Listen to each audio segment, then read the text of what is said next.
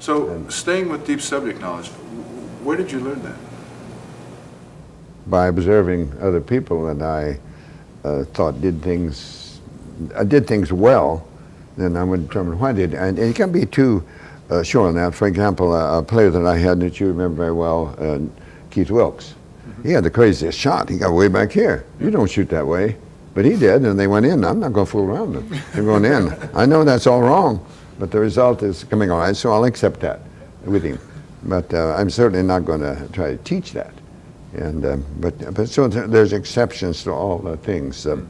But getting back to your thing from before, Dr. Creek, the head of the English department at Purdue University when I was there, he wanted me to stay on and at Purdue and try to, become a college English professor.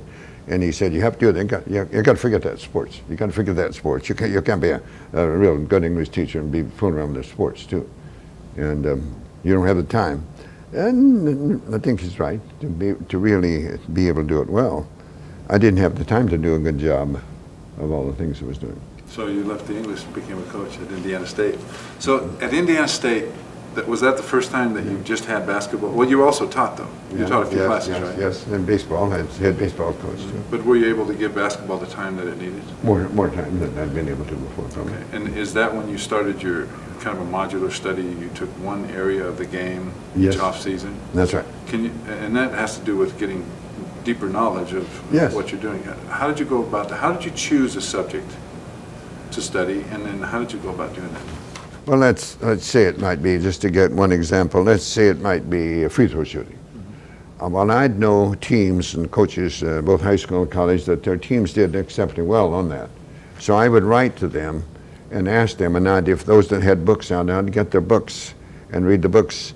And then I'd talk to individual players that were excelled in that particular thing and put notes on that. And then eventually I'm going to tell them with one composite of all those. And if someone that was having exceptional success and did something that no one else seems to be doing, I want to know why.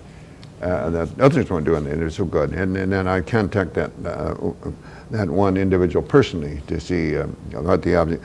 I think of maybe an example of when Louis Alcindor chose to come to UCLA. Immediately when he used to come, I contact Wilt Chamberlain, I contact Mel Counts, I contact coaches that had unusually tall players, to see what they can tell me that can help me teach this youngster to work into our particular system and execute the fundamentals that are going to be necessary for me then to get him to work into our system.